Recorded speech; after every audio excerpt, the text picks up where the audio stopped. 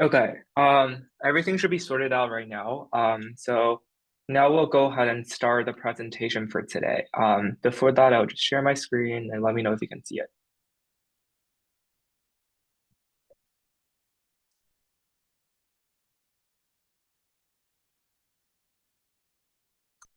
Does it work? Thumbs up? Okay, cool. Welcome to the symposium. This is the stage for you all, so I will not do, without further ado, I'll just introduce the first presenter. So next presentation will be electromagnetic biofield therapy stimulation for cell regeneration and function review by Anya. So please start when you're ready. Hi everyone, my name is Anya Deshpande and my review is about electromagnetic biofield therapy assisting with cell regeneration and function. Cell regeneration is the process of repairing damaged tissues and cells to function. Even though this is a natural process, cell regeneration abilities for humans are limited and impair cells from healing to full capacity. For example, skeletal cells can take almost 15 years to regenerate, which leads to bone disorders and weaknesses. Current treatments for cell regeneration, such as biomaterials and stem cells, have surfaced but may induce many consequences. However, electromagnetic field, or EMF therapy, is a non-invasive method that can positively influence human body factors, such as cell migration, osteogenesis, and cytokine modulation. EMF therapy has been successfully used in clinical applications for bone disorders and pain reduction. Additionally, a biofield is an energy force surrounding an organism. The energy force, or EMF, is generated and contributes to biostructures and regeneration. Biofield therapies usually help with pain reduction and anxiety. In biofield therapy, a practitioner interacts with the patient's biofield to quicken healing. This review highlights the efficiency of EMF and biofield therapy individually and discusses their function if combined to create a new, effective way of cell healing and regeneration. The methods used for this review paper consisted of many factors. Firstly, I used 5 databases to gain knowledge about my topic, which were PubMed, Google Scholar, National Library of Medicine, ScienceDirect, and Oxford Academic.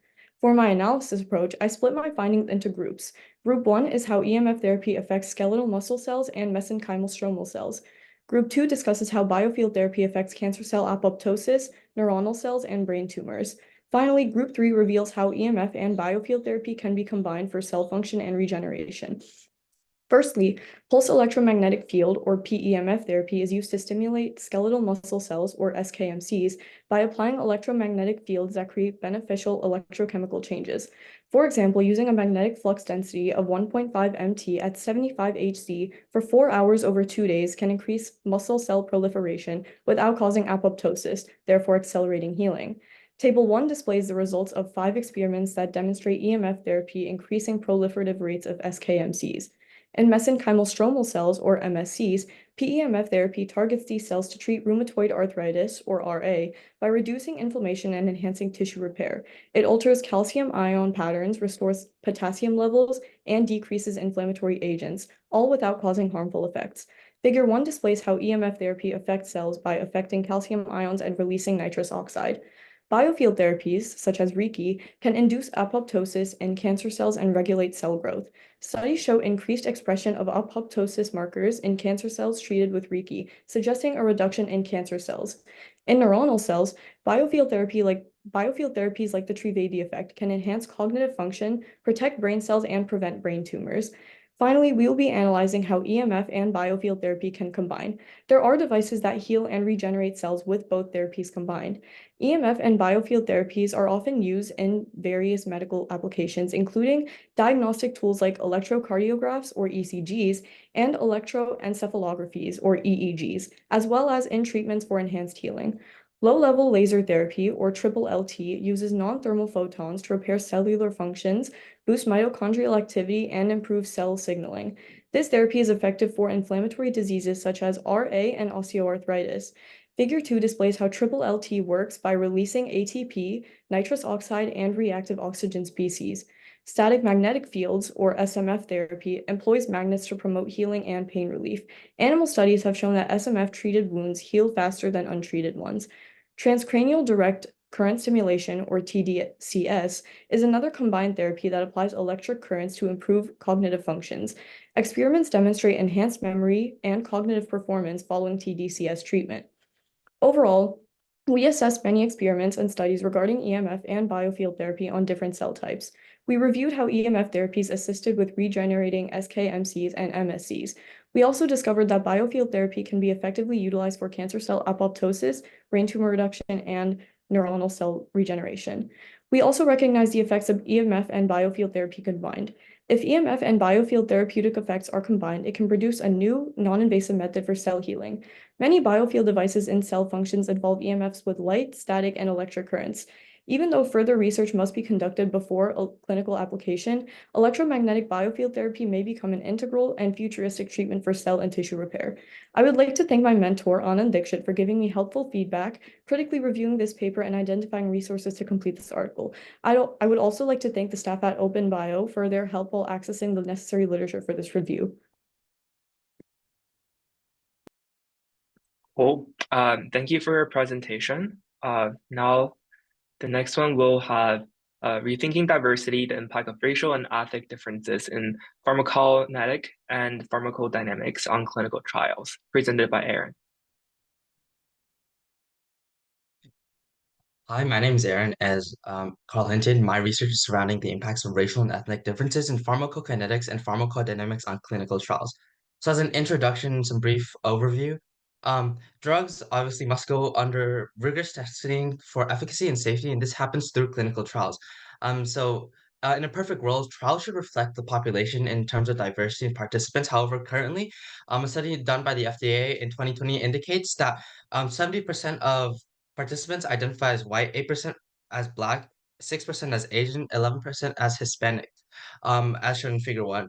And this is across all clinical studies in the United States.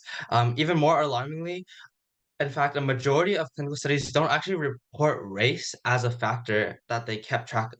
And so there have been a few responses by the government. In 1993, the NIH approved the Revitalization Act, and in 2020, the FDA published the draft guidance. However, many of these policies actually didn't work, as you can see, because in 2020, like the statistics are still pretty bad. And so, what is the importance of this? Well, through our research, we identified that one big main factor or one implication of this is that there are possible ethnic differences in drug responses due to pharmacokinetics (PK), which is basically how your body responds to a drug, and pharmacodynamics (PD), or how your drug responds to the body, um, like metabolizing. And so these variations in metabolizing enzymes, transporters, and drug targets means that there might be different responses. And so this is what the objective of the paper is to analyze the lack of diversity and how it affects the people who are not represented by focusing on PK and PD, and finally propose possible solutions. And so our methods were to conduct a literature review by going to the databases JSTOR, EBSCO, and Google Scholar, and using the search terms ethnicity, race, pharmacokinetics, and pharmacodynamics. Then we filtered the results by relevance and sorted them into groups of unique drugs that examined across ethnic and racial groups. And so the results, we compiled and organized their literature by roughly grouping them into African American and Black populations, East Asian populations, which included Chinese, Japanese, and Korean populations, Hispanic and Latino populations, South Asian populations, which included Indian populations, and Native Americans. And so the general conclusion is that while there are some PK and PD differences that exist among ethnic groups, they aren't really significant enough to change dosage practices, with one exception, which was the respiratory responses to morphine among indigenous populations. They were more susceptible to respiratory depression. And so um, there are a few things that I wanted to point out about the data. One is that there was another meta study done that raised concerns about a lack of consistency in dosage regimen and form in many of these studies. Or and so this is important because a lack of consistent variables means that data can be confounded, and which leads to an unreliable analysis. So we kept that in mind when sorting our literature. The second is the research limitations. As you can see in figure 3, the literature that we use is like overwhelmingly analyzed Asian populations and lack of research in Latino indigenous populations, which indicates a research gap. This means that in the future we still need more diverse studies in order to make a more general conclusion about PK and PD across all populations. So let's move on to the discussion. Because the results of this study or this literature review were so different from our initial hypothesis, this discussion is kind of long because we wanted to see why it was so different and what the implications are. Firstly, um, because the study indicated that there aren't really much physiological differences between ethnic populations. This kind of shows why past policies have failed. These past policies failed to address structural inequalities and discrepancies in research infrastructure and healthcare systems. Which means that inclusion alone in clinical studies isn't enough to achieve equity. Secondly, it cements race as a biological concept by emphasizing physiological differences between groups, which cements it as like a science instead of a social construct, which is what it actually is, and aligns biomedicine, identity politics, and bureaucracy, which divides these categories and fosters racism. Second, there are different variations among populations, and so this way of thinking means that doctors and researchers will apply the same things they learn to one population and generalize like the whole population, which is bad. And lastly, it ignores extrinsic health factors like socioeconomic levels, which is really bad because like those are more important. Without proper access to healthcare, there's low demand for diseases that are more prevalent among people of color, like sickle cell disease, and it means that people are less likely to survive. And so we recommend for us to focus on these things instead. Lastly, I'd like to thank all of the Open Bio staff and my mentor, Tara Merlot, for everything they've done. Cool. Thank you, Aaron, for your presentation.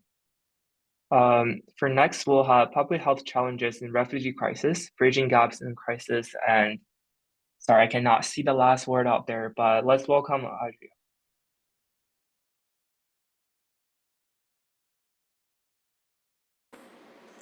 Hello, my name is Andrea Santos, and I'm proud to be presenting my original research project called Public Health Challenges in the Refugee Crisis, Bridging Gaps in Crisis and Care. So by the end of 2023, at least 1.17 million people were forcibly displaced. Yet the lack of healthcare access that refugees face compared to other groups failed to reflect these unprecedented disasters. This research study explores factors including physical health, public perception, international policies, humanitarian response, and a long-term solution through a qualitative lens to see how these factors are essential to bridging preventable gaps in crisis and healthcare. As an introduction and background, the refugee crisis is simply a public health crisis. So when people finally start to see the connection, it becomes clear that healthcare rights are severely overlooked, despite the fact that the refugee crisis is at a growing precedence. Ultimately, the study's hypothesis says that refugees are more likely to experience systemic oppression rather than their non-refugee counterparts. The term refugee crisis was a term popularized in 2015, and studies shown by the UNHCR show that records since 1951 have increased their number since 1.6 million yearly. As a result, many refugees were forced to flee disastrous situations such as poverty, war, and persecution. However, the healthcare needs of them were not properly considered during this time. Obstacles, including COVID-19, have also been significant barriers in refugee healthcare. However, there is no one justifiable reason to consider these disasters. The way that I approached research for this project was an interdisciplinary approach to see how data comparisons between professionals in healthcare and other institutes varied, such as law and economics. Data is to be specifically taken from the 20th century, as that is when official progress has been made toward the refugee crisis, for example, in the 1976 Immigration Act in Canada. And although refugees come from various circumstances, this research project focused primarily on how host countries such as Canada and the United States have handled the refugee crisis over the years to come. The data of everyday people and professionals are also collected to see how the knowledge between the general public varies between professional knowledge. The results of this research project can be comprised into three main parts: law and policy, physical and mental health, and social justice. Crises where health, political, economic, and environmental security were compromised often result from natural disasters. However, the escalation of the refugee crisis can be blamed on especially to the ignorance of outdated and misguided policies. For example, when in 2012, $20 million a year were saved due to budget cuts that were justified by Canadian taxpayers, as they were worried about refugee claimants jeopardizing their own healthcare and security. However, this made it challenging to determine who qualified for regular quality care. The US National Institute of Health had only 78 out of 1.7 million research grants addressing the refugee crisis, explaining how research in the refugee crisis health itself is underrepresented. As a result, the medical coverage gap and delay for refugees grows more and more significant. In terms of physical and mental health, refugees are one of the most vulnerable patients in the global society. Hundreds and thousands of them are denied essential access to urgent medical, dental, and physiological care after long periods of time without such necessities. The health of refugee crisis, the health needs of refugees often result from exhausting and often dangerous journeys of forced migration and are unique from the host population. For instance, refugees are at a considerably higher rate at accidental injuries, burns, and unwanted pregnancy during their time of migration. Mental health disorders such as post-traumatic stress disorder and depression are also more prevalent. However, the treatment for this care is not accessible to refugees under the law and various other circumstances. And since refugees travel together, it doesn't necessarily mean that they're a homogeneous population, meaning that the only way that they can truly receive the public health care that they deserve is to instill personalized healthcare treatments for each patient.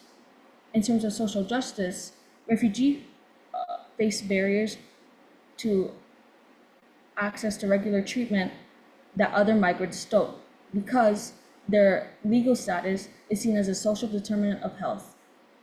And while Canadians and other populations from host countries are divided on immigration, most of them can agree that refugees coming to the country is negative, explaining how the global decline in attitude towards migration is especially high for refugees. The compromise and oversaturated of refugees in the healthcare system is also a concern for a host population. As a result, refugees and asylees are one of the most racialized groups in a country. However, when faced with healthcare providers who are renowned experts in their field, they fail to see how cultural competency comes into the equation. So when asked for cultural and religious accommodations, such as maintaining privacy while fully clothed, requests for free providers have found it challenging to respect or even acknowledge these unique needs that many refugees face. So although healthcare must not be racialized, it is imperative to recognize religion and culture as also social determinants of health. And so the approach is essential to upholding the socially just provider-patient relationship, and so to deliver a truly humanitarian response. Since the refugee crisis is a public health crisis, it's important to understand the interconnectedness between factors such as public health access, preventable illness, and mental health security. Some long-term solutions for this problem could focus on awareness and re-education of governments, policymakers, and the general public, so that studies who have previously failed to recognize differences such as refugees as well as asylum seekers can focus on these to take an approach in the future that pays attention to religious and cultural beliefs that would be revolutionary in the field of public health. In conclusion, this study emphasizes how crucial it is to de-racialize and depoliticize the refugee health crisis to promote a greater humanitarian approach. Once the social determinants of health are considered, a more unique focus on healthcare and refugee patients can be considered to offer efficient means of integrating health equity for refugees and asylees. Thank you for listening, and I'd like to acknowledge the help of my selfless mentor, Ms. Shelby Moreno, and the help of my fellow mentees and the SRI staff to providing an unforgettable experience at this SRI program. Thank you, and see you soon. Thank you, Andrea, for the presentation.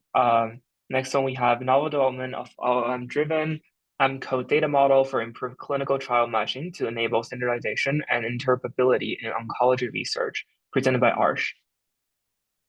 Hi, my name is Arsh, and really quickly before I get started, I just want to give a couple verbal shout outs really quickly. So first, thank you to Sahil and Sean. It means the world that you accepted me into this program, and hopefully I fulfilled your goals of accepting me. And secondly, I want to thank my mentor, Minchel. He's been literally the backbone of this project, so I can't thank him enough. And thank you for all the time you've put into this. And really quickly before I get started, I'll be timing myself just in case that matters for anyone. And I'll start on my first word. Everyone from famous philosophers to modern musicians often say band-aids don't fix bullet holes. However, I find that quite ironic because when I take a look at our healthcare industry, I can only see the largest bullet hole that penetrates the status quo, and that's cancer. But it's not cancer that's the largest issue. It's the way we approach it. As a community, we have placed Band-Aid over Band-Aid, hoping it fixes the wound, whether that be increasing funding or creating more labs. But it's time we tear off this Band-Aid and finally uncover the truth. Or as Harvard's motto would say, Veritas. Almost 40% of men and women are going to be diagnosed with cancer at some point during their life, according to the NCI. But the issue is, even with such a large patient population, we can't even access a fraction of that data. As you'll notice in Figure 1, in the context of cancer, this means no two EHRs, or electronic health records, are going to have the same way of staging a primary cancer patient. Because of this barrier, hospitals can't cooperate with each other, which limits methods to utilize data for combating the disease. However, my research today shows how LLMs, or large language models, can be used to standardize and map raw and unstructured data across any hospital system, including data in PDFs, scan reports, and clinical notes, and to be able to create an accessible and effective structured data set for all hospitals. But let's take a look at how I did it. First, using a database called Mimic4, my research developed and trained an LLM to specifically intake unstructured and raw data like clinical notes, which contain information about a given patient and breaks that data down to specific variables using natural language processing techniques. Using these variables, I trained the same large language model to formulate FHIR resources based off the derived variables. But hold on, what's FHIR? Essentially, it serves as a framework for how a patient's profile can be made interoperable across disparate hospital systems. By training my LLM, we were able to generate FHIR profiles for any patient given their clinical notes. But my research doesn't just stop there. Next, I took my LLM and trained it to translate FHIR resources into ENCODE profiles. ENCODE stands for Minimal Common Oncology Data Elements, which is a standard used to represent FHIR profiles, but specifically for oncology patients, i.e. the scope of my research. For example, if we took the diagnostic report resource, which is a part of a generated FHIR profile as indicated in Figure 2, we could translate that resource to conform to ENCODE standards. This is done by taking data elements from the diagnostic report and using algorithms to map these elements to standardized terminologies and coding systems like LOINC, RxNorm, and SNOMED. But this entire discussion so far has been theory. Let's look at some use cases. In Figure 4, we can see a set of clinical notes for an actual patient diagnosed with lymphatic cancer. Using our trained LLM, I was able to create a full set of FHIR reports and profiles for this patient. These reports indicate the current status of the lymphoma patient, as well as tumor development and clinical modeling. Next, I translated these resources and reports to adhere to the ENCODE standard. The full ENCODE profiles are seen in Figure 5A and 5B. By translating, this data is now seamlessly interoperable and interpretable for any hospital system in the world, promoting global scientific research. But how effective is my LLM at creating these ENCODE profiles? Well, my model predicted the correct SNOMED, LOINC, and RxNum code in 87% of the raw data and 90% of the standard data by test frequency. Additionally, comparing accuracy rates to successful LLMs like GPT-4 and Claude 3.5, both average accuracy rates of just over 77%, whilst my model scores nearly 15 points higher at 92%, trumping the current industry standard.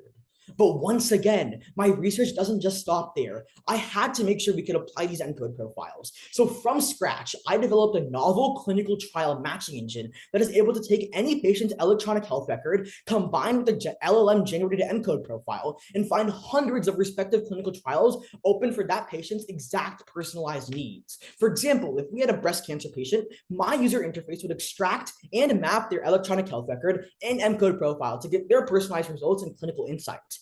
Given their personalized ENCODE profiles, we were able to present patients and hospitals with hundreds of custom matching clinical trials in seconds, as shown in Figure 6, as well as all the details needed for enrollment and cohort requirements per any given trial, as shown in Figure 7. This proves to be the most cost-effective and accessible resource in the status quo by not only taking 10 seconds and spending $0 in comparison to the millions spent in hospitals. With that, it's becoming completely clear. Science combined with a data-driven approach is a direct avenue to change. And change is exactly what can save millions of lives every year. It's time we flip the script, tear off the Band-Aid, and finally implement change. And that starts here with all of us. Thank you for your time. Thank you, Arch, for the presentation. Next, we have artificial aging strategies in bioengineered tissue models of neurodegenerative diseases, presented by Apinia. Hi everyone, I'm Abhignya Devarkonda, and I'm going to be presenting today on the applications of artificial aging strategies in bioengineered models of neurodegenerative disease. So starting off, why do we even need these models? Well, neurodegenerative disease is very prevalent in today's society, but we still do not fully understand these often debilitating conditions. And a big part of the reason for this is inadequate models, which is where tissue engineering comes in. Bioengineered models can act as better mimics of human brain tissue, making for more accurate representations of neurodegenerative conditions. So my review mainly centers around the different types of biomaterials that can be used for bioengineered models, and then the different artificial aging strategies that can aid in improving them. My methods are listed here, but for the sake of time, I'm going to continue on to my results. The biomaterials that I researched were hydrogels, porous scaffolds, and organoids. Hydrogels are polymers that are very commonly used in tissue engineering, and they're very hydrophilic, allowing them to retain water and mimic the brain's extracellular matrix while assisting with neuronal differentiation and survival, making for a better model overall. Hydrogels are also extensively used in bioprinting, which makes the process of creating models more efficient and precise. And new advances are rapidly improving this technique as well. Moving on to porous scaffolds, their main advantage is that they provide enhanced nutrient supply and stability, and they've already been used to model neurodegenerative disease. And what's really exciting is that the models showed high neuronal viability and outgrowth, also developing phenotypes of the conditions. However, this type of scaffold does have a very labor-intensive preparation, which obviously isn't efficient or cost-effective. Now, organoid models have a lot of potential, but they face many issues like heterogeneity from batch to batch, poor nutrient supply, and poor variability. Techniques like slicing the organoids to help with nutrient supply are being employed, but this type of model definitely does need more research to fully reach its potential. While all these biomaterials do have their own specific pros and cons, there is one challenge that they all face, being aging. So these models are typically made from induced pluripotent stem cells, which go through a process called reprogramming when they're produced. This reprogramming erases aging phenotypes to a very, very deep level, essentially resetting these cells to infancy. Now, normally this wouldn't be a problem, but many neurodegenerative diseases are often onset by age, so they can't really be modeled in an immature cell. And waiting for these models to age to the point of developing these conditions is neither cost nor time effective. So the point of these artificial aging strategies is to have overcome this specific challenge. So the first type of artificial aging technique is direct reprogramming, which essentially creates induced neurons directly from donor cells without that reprogramming stage. It skips steps that would normally cause cell division, which lessens the damage that would cause the erasure of aging phenotypes, making it so that the induced neuron at the end still retains its original aging characteristics identified in the donor cell. The next strategy is to overexpress progerin, which would accelerate the aging of the iPSC models. When GFP progerin was overexpressed in certain cultures, it produced abnormalities, DNA damage, and many other aging phenotypes. So this can be a very viable method to help improve these neurodegenerative disease models. Moving on to DNA double-strand breaks, they happen for a variety of reasons naturally, but the cumulative effect of them over time can cause aging characteristics. So inducing a defect within a restoring mechanism of theirs, such as the gene ERCC1, causes premature aging and a shortened lifespan. Further research does need to be carried out to fully understand this technique's potential in terms of models of neurodegenerative disease, but it does seem to be a viable method. Lastly, telomerase manipulation is the pharmacological shortening of telomeres through BIBR153, which can lead to a decreased capacity for cellular regeneration and tissue function. When the telomeres were shortened, the neurons developed phenotypes of older cells and even showed preliminary evidence of Parkinson's, which is really exciting and makes this technique effective in accelerating aging in iPSC models of neurodegenerative disease. To conclude, neurodegenerative disease is still very immensely prevalent, which is why accurate models such as bioengineered models are so important to improve our understanding of them. The progress in this field has been outstanding, but more research will hopefully lead to better study of these conditions and the developments of new treatments. I'd like to thank my mentor, Sukriti Ghosh, for teaching and assisting me throughout this program. I learned a lot. Thank you so much. Also, thank you to the SRI staff, especially Sahil and Sean, for this opportunity and your support. And thank you to you for listening. Thank you for the amazing presentation. Next one, we have health inequality, how socioeconomic disparities contribute to barriers in Alzheimer's disease diagnosis and care, presented by Adeninka.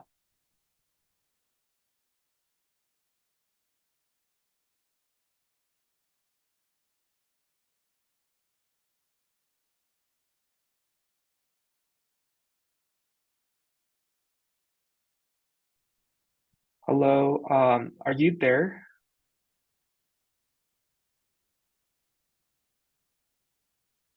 Maybe you're muted or we cannot hear you right now.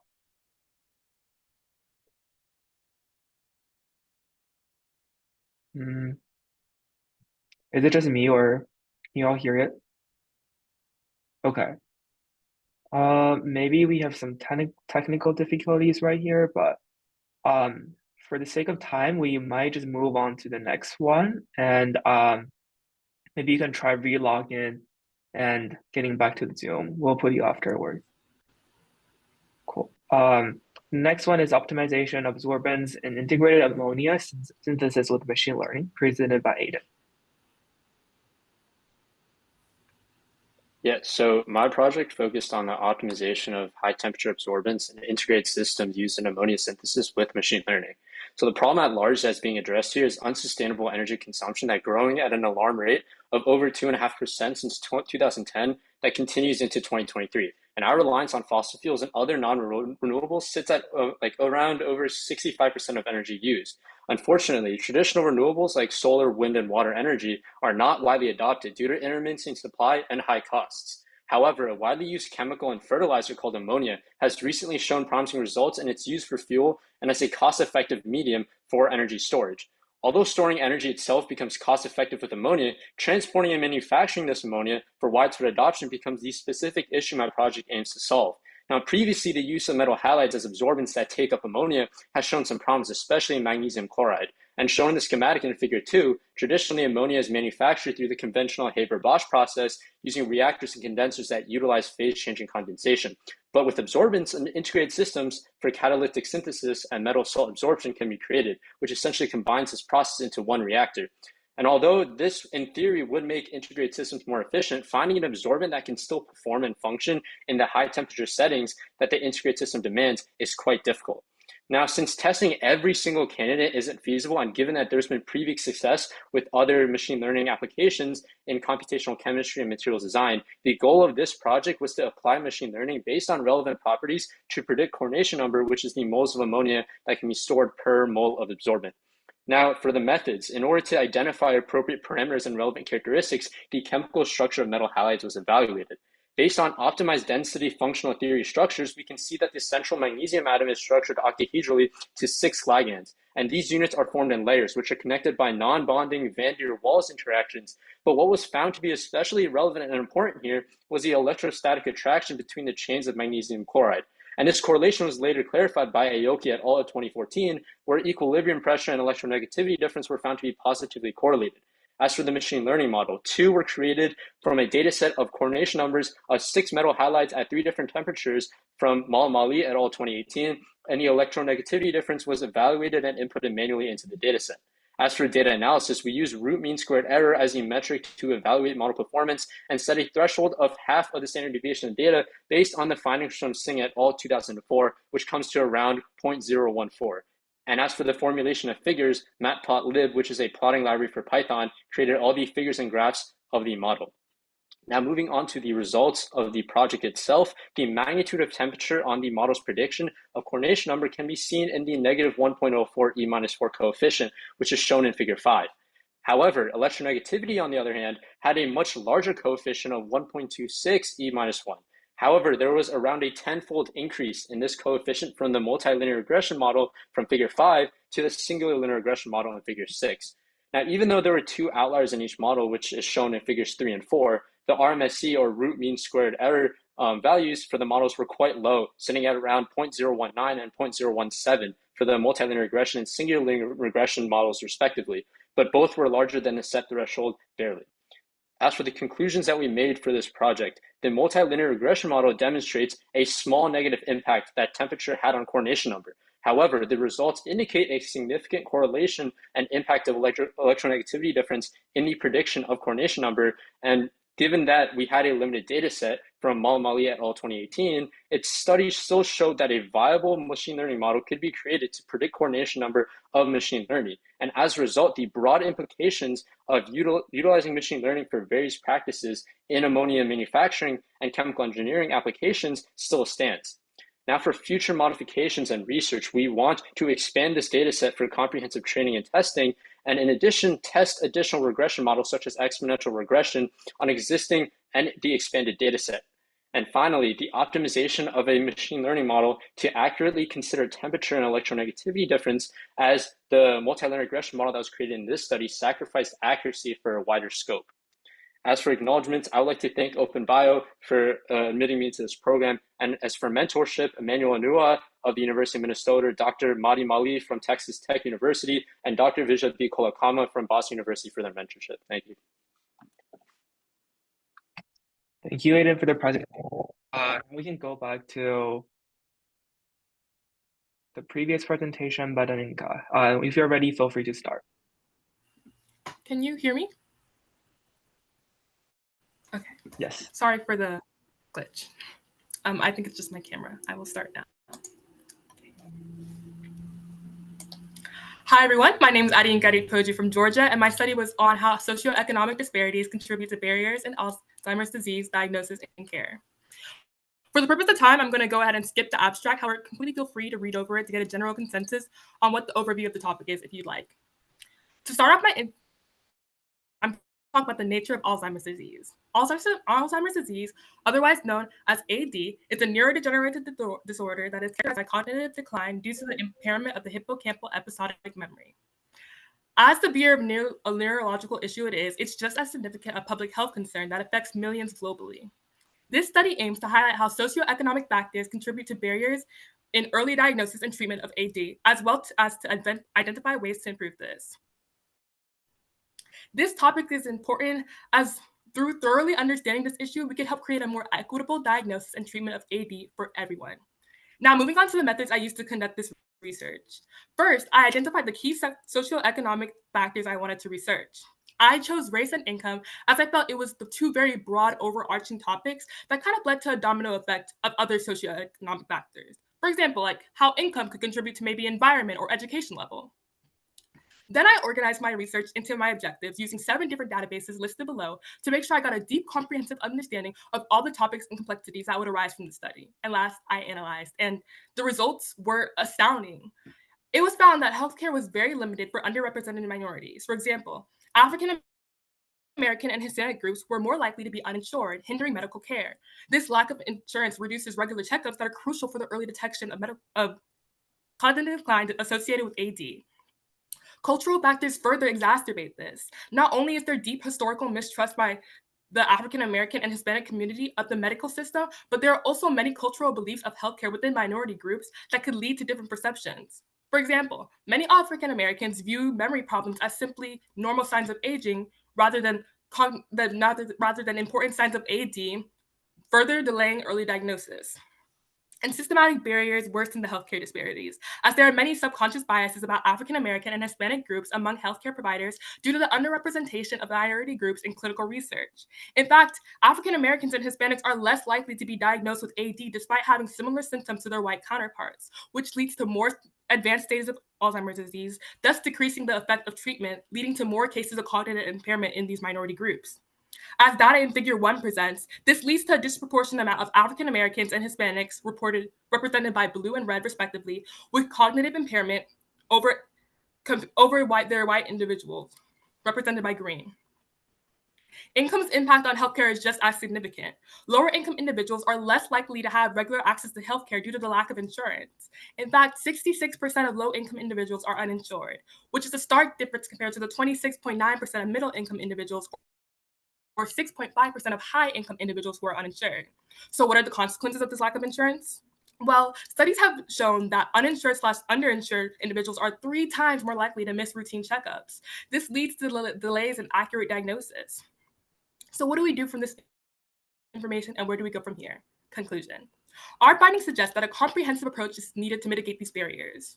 For lower income individuals, we believe that policy interventions would prove best, like increasing healthcare coverage or expanding Medicaid, similar to what Figure 2 suggests.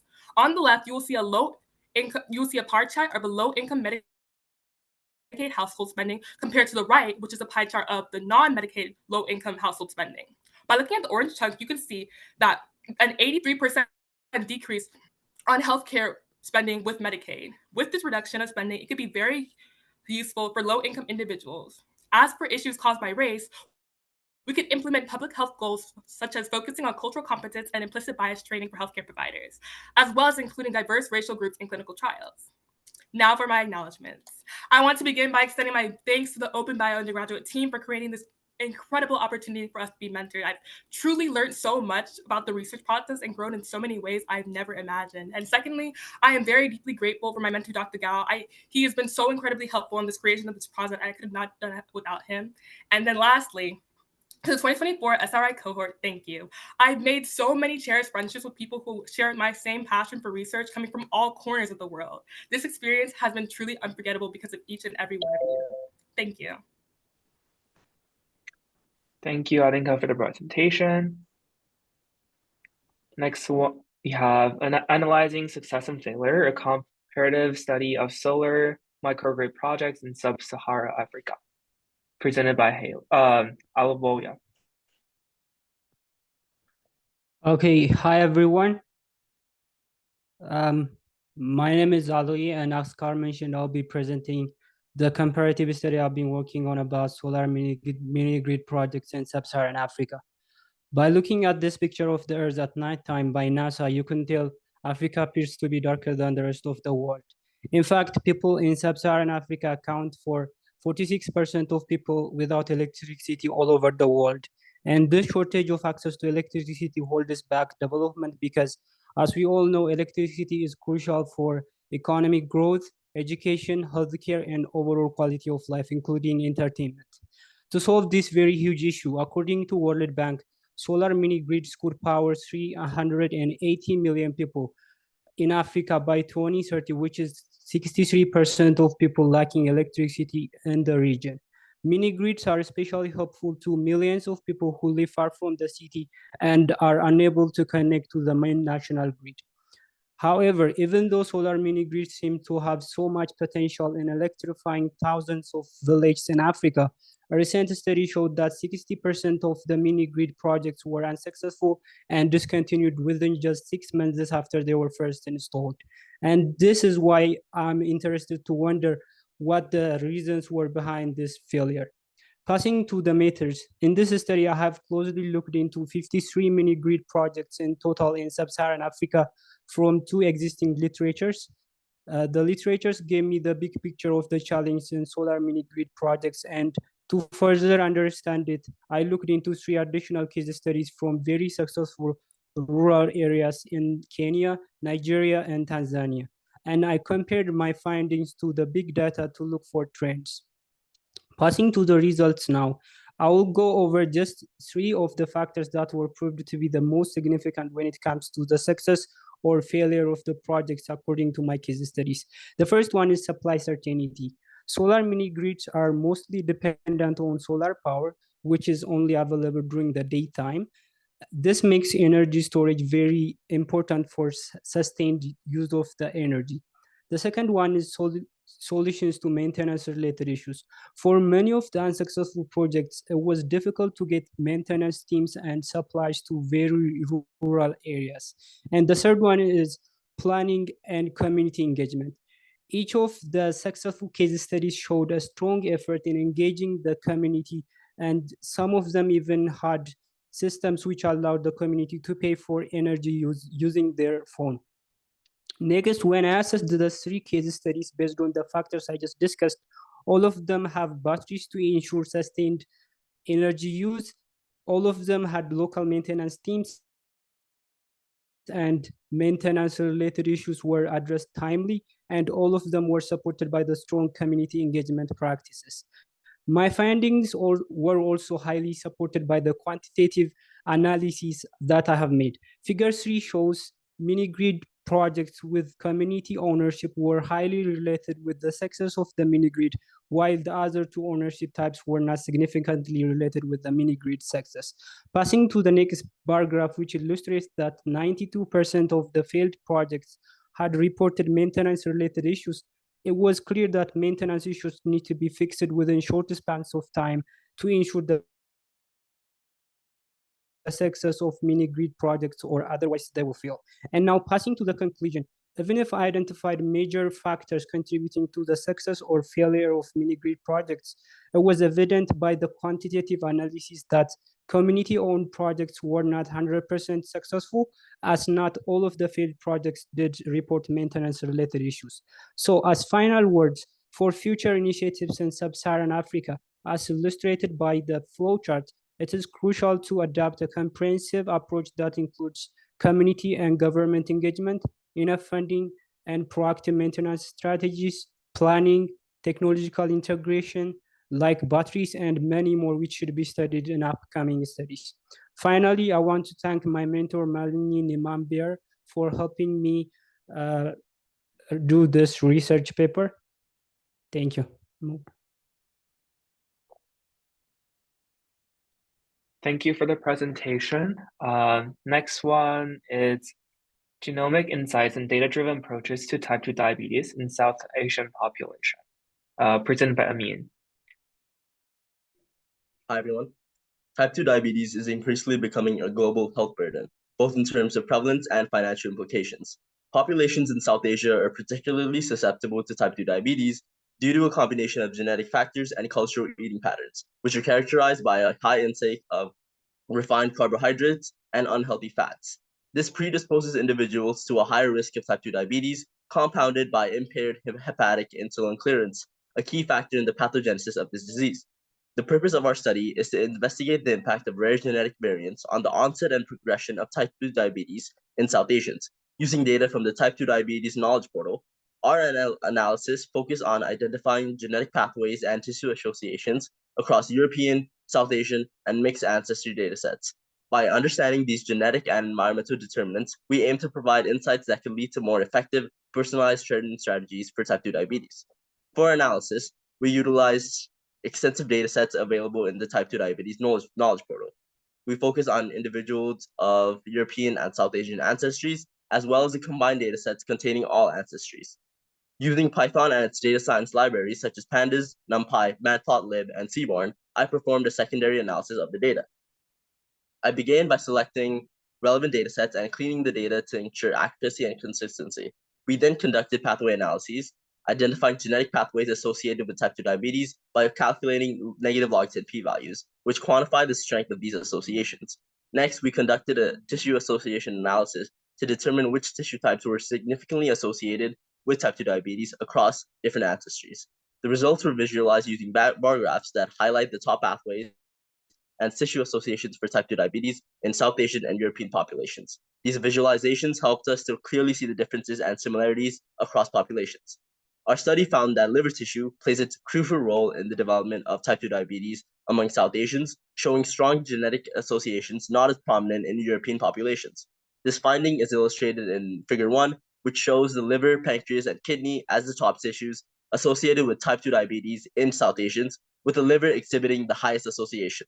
In contrast, Figure 2 highlights the genetic associations in European populations, where tissues like the pancreas, thyroid gland, and central nervous system show stronger links to type 2 diabetes. These differences suggest that the pathophysiology of type 2 diabetes may vary significantly between populations, underscoring the importance of ethnic-specific research. Additionally, our study focused on rare genetic variants, which provided new insights into how these variants might contribute to type 2 diabetes susceptibility. We found that while some rare variants have a small impact across broader populations, they may become crucial for specific subgroups such as South Asians by affecting hemometabolic pathways. This finding emphasizes the importance of including diverse populations in genetic studies to uncover all potential disease-related genetic factors. Our research underscores the critical value of liver tissue in the development of type 2 diabetes among South Asians. These findings highlight the need for population-specific therapeutic strategies that consider the unique genetic and environmental factors contributing to type 2 diabetes risk in South Asians. Dr. Bergman from Cedars-Sinai hypothesized that the distinct genetic and metabolic patterns found in South Asians can make them more susceptible to type 2 diabetes through pathways linked with reduced insulin clearance by the liver and increased visceral fat accumulations. His hypothesis aligns with our findings, underscoring the significance of considering ethnic-specific factors when developing targeted treatments for type 2 diabetes, particularly in populations with unique genetic and environmental characteristics. No other study has addressed these findings yet as well.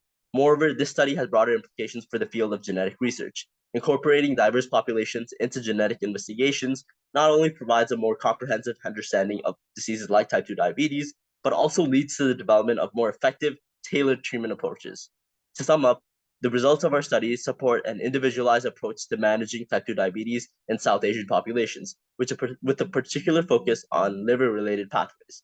Further research should explore specific genetic variants and pathways involved in type 2 diabetes across different populations, with the ultimate goal of reducing the global impact of this disease through more precise and effective treatments.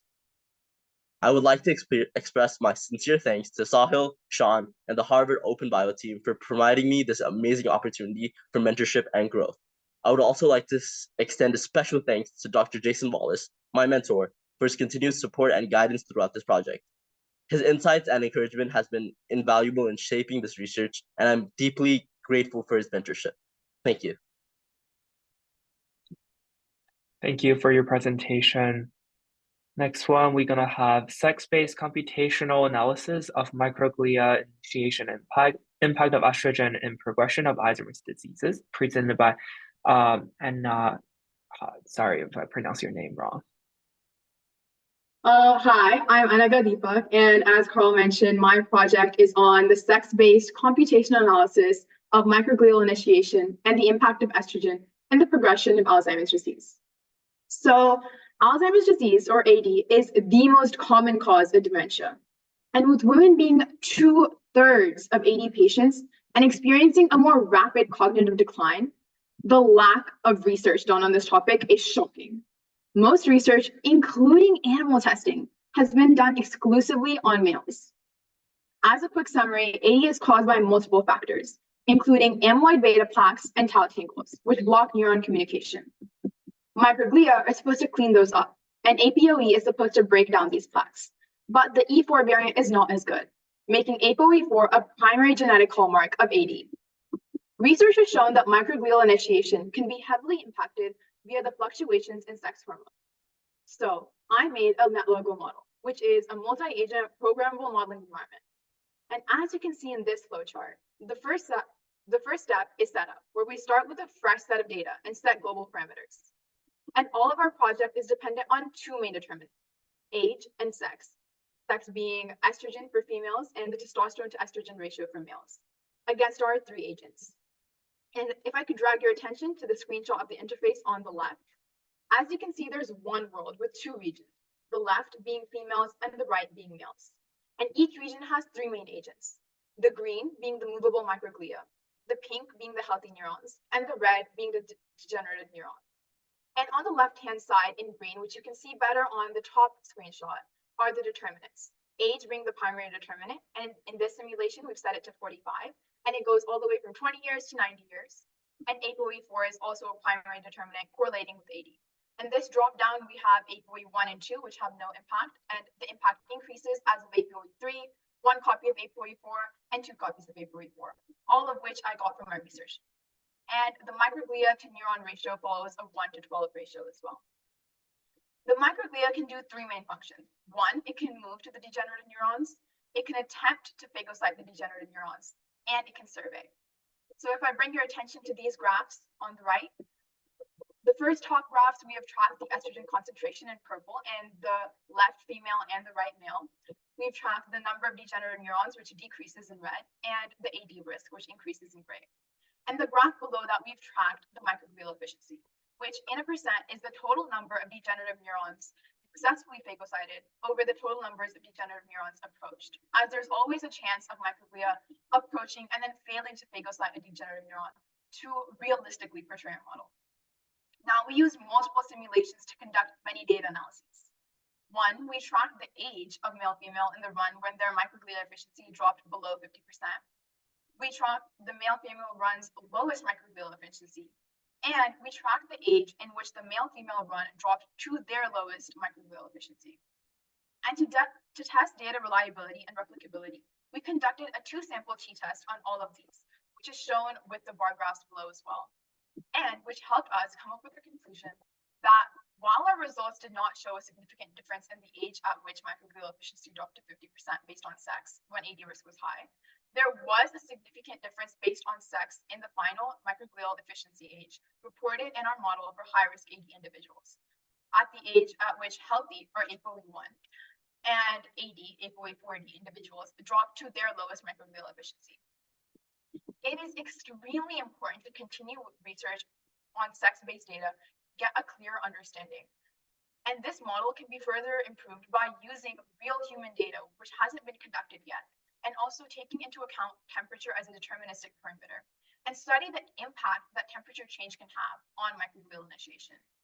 And the impacting factors can further be modeled using differential equations to generate many deterministic workflows that can help in coming up with specific treatments geared towards both men and females.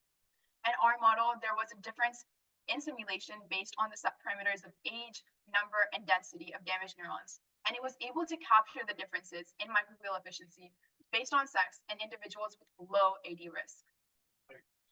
Right before I wrap up, I would like to portray my sincere gratitude to my mentor, Tina Velez, for providing me with all her support, mentorship, guidance, time, and effort.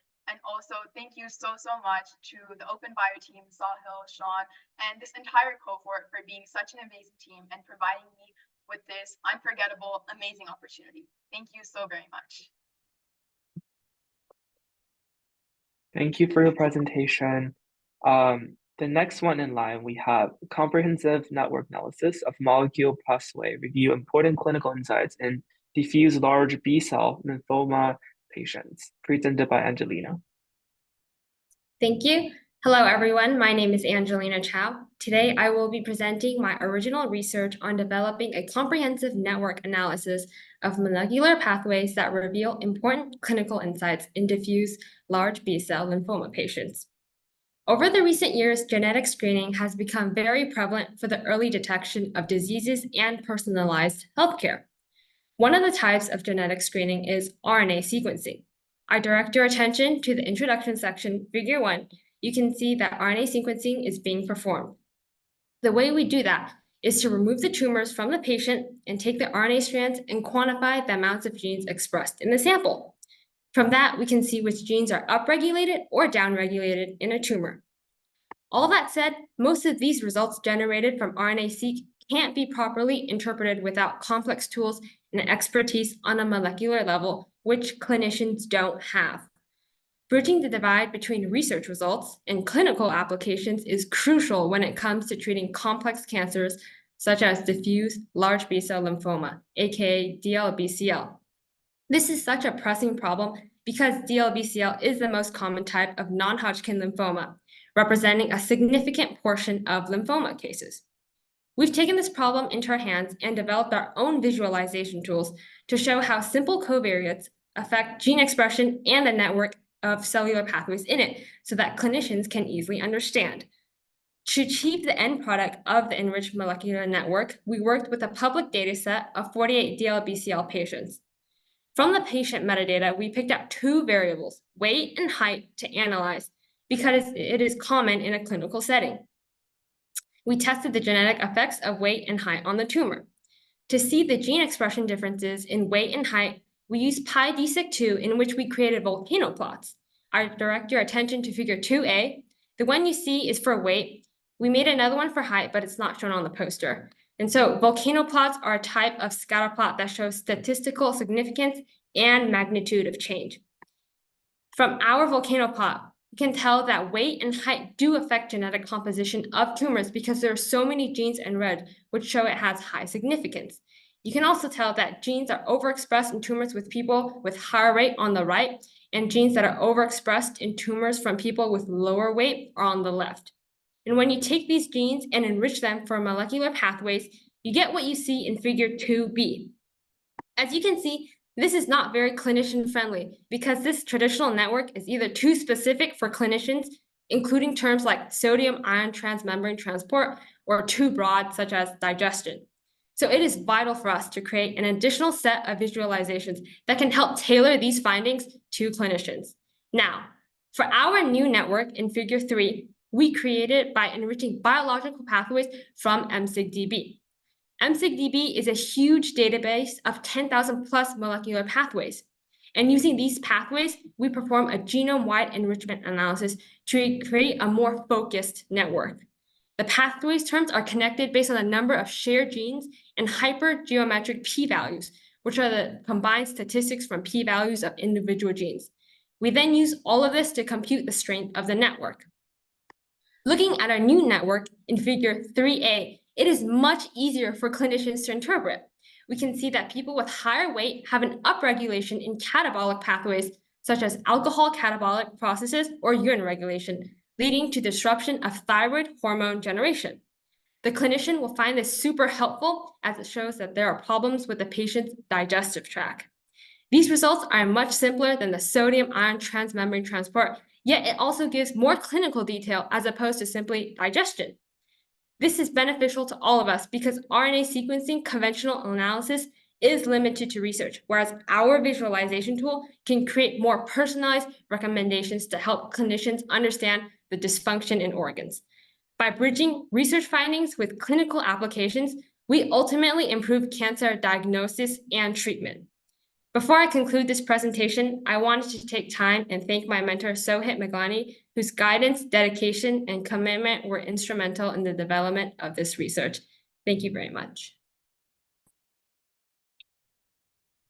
Thank you, Angelina, for the presentation. Next one, we have epigenetic silencing, a driver for tumor genesis, presented by Anjali. Hi, my name is Anjali Gautamukla, and I am a junior at Marquette High School. The topic I chose to research and the one I wanted to share with you all is epigenetic silencing and its role as a driver of tumorigenesis. I chose to work on cancer specifically after volunteering in the oncology unit at a nearby hospital. Here, I spoke to numerous patients with various diagnoses, but despite their varying conditions, I wanted to know more about the underlying causes of their cancers and even potential therapies for them. As we all know, cancer is a deadly disease that affects millions around the world.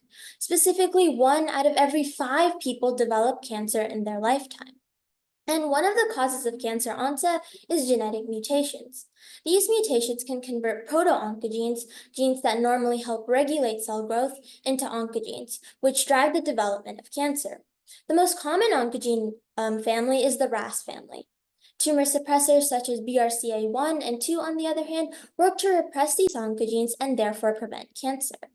However, these tumor suppressors and oncogenes don't need to be mutated to cause cancer. Rather, it has been found that their disruption alone, due to epigenetic alterations, leads to cancer. Epigenetics involves the alterations to DNA that don't change the sequence itself, but can still be inherited by daughter cells. These alterations are done through the addition of epigenetic marks to chromatin. For example, on the diagram, we can see DNA methylation, which involves the addition of the methyl groups, shown in red, to DNA to restrict transcription of genes such as tumor suppressor. This leads to uncontrolled cell proliferation, genome instability, and even resistance to apoptosis, all of which are hallmarks of cancer. Given the harmful impact of epigenetic silencing in cancer, we aim to explore 3 key questions. What are the environmental stresses and stimuli causing epigenetic alterations? What are the mechanisms of epigenetic silencing in tumorigenesis? And finally, what are the potential therapeutic targets for epigenetic silencing? To start, epigenetic marks are reversible. However, they are very susceptible to changes in the environment and stresses around them. For instance, aging is a stress that leads to the silencing of tumor suppressor genes, or TSG, through excess ubiquitination or methylation. This is shown in the top left corner of the summary. These marks are deposited by complexes called polycomb repressor complex 1 and 2, PRC1 and 2 respectively. Similarly, inflammation shown in the top right-hand corner of the summary is another stress which leads to the silencing of non-coding RNAs, such as microRNAs and long non-coding RNAs. This results in the loss of chromatin structure regulation. However, unlike genetic mutations, epigenetic silencing has the potential to be reversed, which makes it a compelling new target for future therapeutic research. For example, CRISPR is a promising new therapy which targets specifically silenced TSGs and reactivates them with the help of a DNA demethylase. While epigenetic silencing poses significant challenges in cancer progression, through getting a better understanding of its stimuli and experimenting with these new emerging therapies, there is a lot of hope and excitement for new targeted therapies for cancers. And lastly, to wrap up, I just wanted to thank my mentor, Caroline Kaiser, for providing guidance throughout this entire research process, and SRI Open Bio for providing me with great resources as well. Thank you. Thank you, Anjali. Next one, we have recruiting digital patients, the effectiveness of training models on AI-generated cardiac MR data, presented by Anya. Imagine a world where AI has revolutionized medicine. We're well on our way to such a future, but we're hitting a roadblock because there's not enough accessible data. We're caught in a dilemma. We need data to save lives, but we must protect patient privacy. Today, I'm excited to share our approach to tackling this fundamental challenge. We asked a bold question. Can we create digital patients to train our AI, thereby protecting real patient privacy while still advancing medical AI? The potential of AI-generated medical data has been explored, but there are also concerns about hallucinations and possible failure to generalize to real data. Thus, it is crucial to thoroughly evaluate the capabilities and limitations of synthetic data. To address these concerns and explore the viability of using synthetic data in medical AI, we designed an experiment focusing on cardiac health. We trained a model on synthetic cardiac MRIs to predict left ventricular sphericity index, a key measure of heart health. We then evaluated our model on an external dataset of real MRIs. Our methods, as shown in Figure 1, involve several key steps. Starting with our datasets, our real MRI images are from the UK Biobank. Each image is labeled by 2 different physicians, allowing us to evaluate how well our model generalizes to actual clinical data and compare our model's performance to variance from physician to physician. For synthetic data, we used AI-generated cardiac MRI images created with the GAN-C MRI model. Moving on to the next block, we developed an app to compute the sphericity index by labeling the short and long axes of the left ventricle, with the sphericity index calculated as the ratio of the 2. This process was labor-intensive, but extremely crucial for ensuring the quality of our training data. Once the sphericity index computation was complete, we split the AI-generated data into training, validation, and testing sets with an 80-10-10 ratio. To combat the relatively small size of our dataset and issues with overfitting, we applied various data augmentation techniques, including random rotations, contrast and brightness adjustments, and Gaussian blurring. The model training itself was performed with PyTorch. We utilized ResNet 50 architecture and modified the final fully connected layer to output a single continuous value for sphericity index prediction, essentially changing the CNN's framework from classification to regression. We experimented with various configurations, ultimately finding that using Huber loss, Atom W optimizer, and reduced Elrond plateau learning rate scheduler yielded the best results. On the right-hand side of Figure 1 is a visualization of the inner workings of our model. We used GradCam to visualize a heat map of the features that the model relies on when making a prediction. Specifically, this is the fourth to last convolutional layer. The red shows the model focusing in on the left ventricle when making its predictions. Now for the especially exciting part, our results. Our results demonstrate that an AI model trained, validated, and tested on synthetic data, achieved an impressive accuracy with a mean squared error of just 0.0015 on the synthetic test set. More importantly, when applied to real-world MRIs, it performed remarkably well with a mean squared error of 0.0089. To put this into perspective, this accuracy is comparable to the variation observed between the two physicians. This is a very strong result that gives us a glimpse into the potential of the field of medical machine learning. Take a look at this graph on performance versus training set size. See how differently the model behaves with AI generated versus real data? This dichotomy suggests that while the model swiftly attains peak performance on synthetic data, exposure to a larger volume of training examples facilitates improved generalization to real-world scenarios. Our work doesn't just push research boundaries. We're addressing real concerns in the medical community about synthetic data. With careful implementation and consideration of the limitations of our current work, AI-generated data could be a powerful tool across all sectors of the medical field.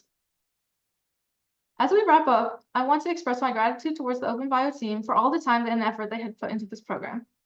Getting paired with Milos was an incredible opportunity, and I'm very thankful that I got to work with him. Thank you all very much for your attention. Thank you for the presentation. Next one, we have early prediction of myocardial infarction utilizing artificial intelligence, review of current modalities and their benefits. Let's welcome Anya. Hi everyone, my name is Anya Kristov, and as Carl mentioned, I conducted a literature review comparing various artificial intelligence modalities in the early detection of myocardial infarctions, or what many of you may know as a heart attack. So myocardial infarctions, and I'll refer to them as MI for the sake of this presentation, are the most fatal disease in America and across the world. Every year, 1 million Americans pass away, and my own father was almost one of them. Now, luckily he survived, and I'm very grateful for that, but it could have been prevented had his condition been detected earlier. The same is true for thousands of people across the world, and that's why this research is so important. So today I will be discussing a little bit of background, then AI modalities and their specific benefits in certain applications. For some background, an MI happens when the tissue in the heart, specifically the myocardium, isn't supplied enough oxygen. This leads to cell death and extensive permanent heart damage. Now, surviving MI patients are left to adapt to lifestyle changes, undergo procedures, and take many medications. This is an inconvenient lifestyle that this research can help mitigate in future patients. Now, how do we currently diagnose these? So there's a vast amount of data that needs to be analyzed by doctors, laboratory tests, imaging, electronic records, and this makes doctors more prone to miss a small detail, which is human nature, of course, but it can also be fatal to a patient. This is where AI steps in to try to eliminate human error. Now, moving on to the findings. So when the dataset is limited just to risk criteria, we found that a soft voting ensemble classifier was more reliable and produced higher area under the curve or AUC values. So what this model does, really briefly, is take the data, use 3 different classification methods to make individual predictions, and then weighs all the results to produce one final prediction. So in figure 3, you can see that the first step is downsampling. So compared to other data construction methods, this one produced higher AUCs by rebalancing the data and decreasing the sample size. So then the data goes to 3 separate classifier methods. So random forest, gradient boosting decision trees, and extra tree models. Each of these have their individual pros and cons. One reduces reliability bias, while another uses bootstrap data samples, and so forth. Each model makes its own prediction, and then soft voting will occur. This compares those 3 probabilities based on predetermined weighted features and produces a final ensemble prediction.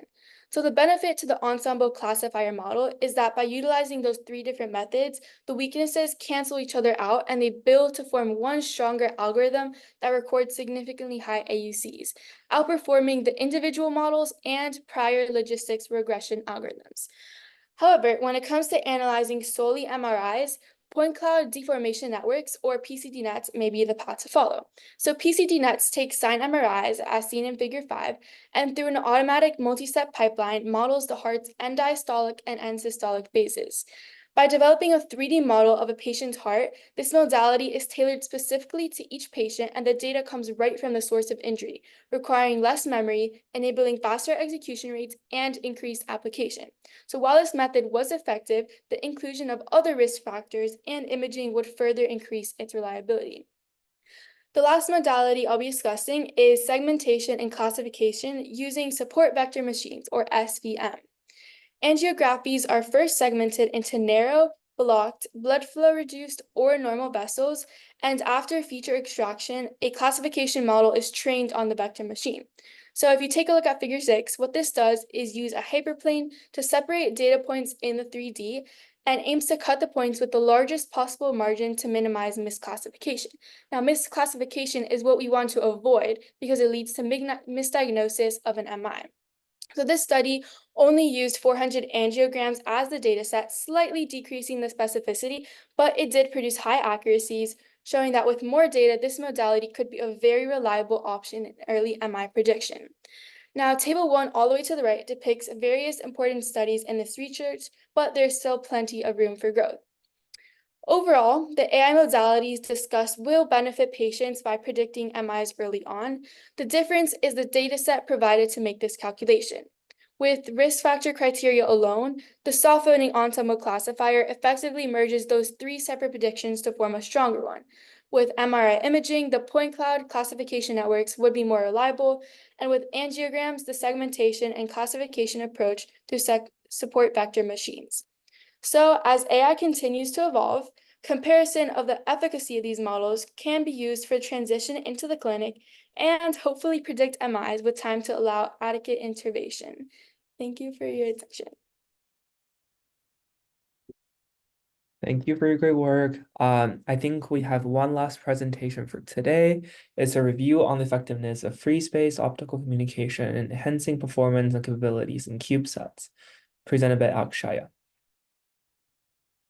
Hello, I am Akshaya Sriram, and I conducted a literature review on the effectiveness of free space optical communication in enhancing the capabilities and performance of CubeSats. CubeSats is a class of nanosatellites that has recently seen rapid integration into space research and exploration due to their cost effectiveness, small size, and versatile capabilities. Free space optical communication, or FSO, is a type of data transmission that uses light propagating in free space to wirelessly transmit data, unlike traditional radio frequency communication that relies on cables or harnesses. FSO communication is significantly more efficient in terms of data rate, size, and power, making them more ideal in space applications. Despite these advantages, challenges like weather conditions and pointing errors can affect the overall efficiency of CubeSats. For a comprehensive analysis, I followed the PRISMA guidelines and conducted a systematic review. I further classified my sources into 3 types: simulations, deployments, and experimental tests. Simulations refer to computer-based models predicting CubeSat performance under various conditions. Deployments are real-world applications of FSO communication with CubeSats. And experimental tests involve controlled experiments designed to test specific aspects of FSO communication. Details are further provided in Table 1. To synthesize the reports reviewed on FSO communication in CubeSats, I identified key areas of focus. These include thermal load reduction, data transfer rates, system flexibility and reliability, novel technologies, and challenges. For instance, by reducing a laser beam spot size and output power, CubeSats experience lower thermal loads. Gurion simulation showed that decreasing the spot size on Earth by a factor of 8 allows for a similar reduction in the laser output power by a factor of 64, cutting down the thermal load. This is achieved through the use of a VCSEL photodetector array, which enhances the CubeSat's body pointing system without relying on moving parts. FSO communication has significantly enhanced data transfer rates in CubeSats. The T-Bird CubeSat achieves a 200 gigabyte per second laser communication downlink from low Earth orbit, transmitting over 1 terabyte of data in a single 5-minute session, using a buffer and burst approach, an ARQ protocol for error-free and fast transmission. The CubeL CubeSat achieves data rates up to 100 megabytes per second for direct-to-Earth communication, featuring the O4C laser terminal, which operates with only 8.5 watts of power and features a record-breaking small size of 1/3 units. Recent advancements have improved CubeSat flexibility and reliability. The optical wireless system, which is still being tested, demonstrated low bit error rates and reliable high-speed data transfer in a controlled test chamber. Gurion's electro-optic system operates on a nanosecond timescale, much faster than a quad-cell photodetector, ensuring stable communication links under varying conditions. FSO communication also supports data rates of 100 to 1000 gigabytes per wavelength channel, making it ideal for missions with brief ground station interactions. Several novel technologies and techniques are improving space communication performance. Infrared optical wireless communication reduces electromagnetic interference, cutting down weight and space by eliminating cable. Systems like the T-Bird CubeSat employ buffer and burst approaches. Commercial off-the-shelf fiber transceivers and dual polarization QPSK waveforms to ensure delivery of large data in short contact times. Despite advancements, FSO communication faces challenges. Weather conditions like heavy rain, fog, clouds, and turbulence could potentially degrade data transmission reliability. However, hybrid radio frequency and optical communication systems are now being developed to mitigate these effects by combining RF stability with FSO's high data rates. Additionally, pointing errors and jitter arise because the narrow beam width of FSO links is so sensitive to misalignments and mechanical vibrations. This means that while FSO communication in CubeSats offers significant advantages, overcoming its challenge is crucial for reliability. Addressing these issues and leveraging advancements will solidify FSO's rules as vital tools in the field of space technology. Finally, I want to sincerely thank my mentor, Mr. Samuel McClung, for his guidance and support. Thank you. Thank you, Akshay, for the presentation. I believe that concludes the symposium for today. Great job, everyone. The work is very impressive, and I'm really glad that you guys powered through this 8 weeks and learned a lot from your project. We still have a bit time before the actual closing ceremony, but I believe we can just head back to the main room and maybe just chill for 5 minutes. Oh, congrats again, you all. This is great work. Thank you.